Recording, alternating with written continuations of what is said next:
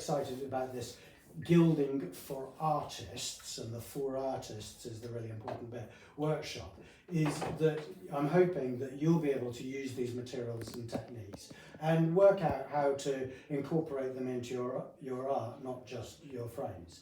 And with my trying to learn to paint, you know, that's something I've been doing. And with my zero waste painting, I've been sloshing my brushes from this on bits of canvases that I'm working on and so forth. And I'd like to show you just over here, these are things I've been messing around with. I have used a bit of shellac, which is another material we use in oil gilding.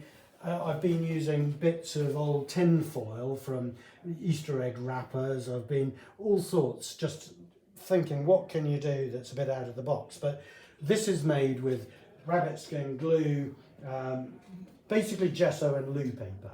And I just moulded these by hand. So I ripped up little tiny shreds of loo paper.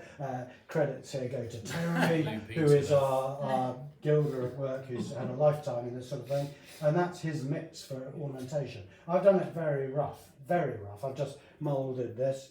These are things I've been experimenting with, other things. But also, I figured, you see how we're working with the bowl here. And I thought, with keeping the bowl, it would be very nice to have a little thing which fits perfectly on the palm of your hand, which would then keep it warm. So I've made these out of the rabbit skin glue with some of our waste sawdust from work.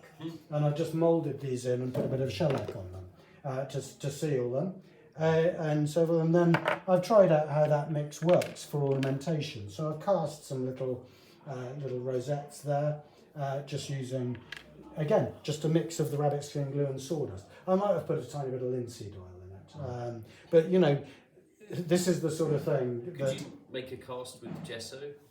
Yeah, you can. This is using the gesso. So, I mean, some of these actually I've put the whiting in as well. So it's more gesso than just the rabbit skin. I've put a bit of sawdust, a bit of whiting. You'll have to find your own way. But what I'm showing you here is how amazing these materials are. So now here is a pile of rocks, isn't it? Well, I believe that those two, I can't remember myself now, but I think those two are not rocks. I think those are made out of the mix, you know. So again, just using it. I'm just going to go and get the product that we're doing.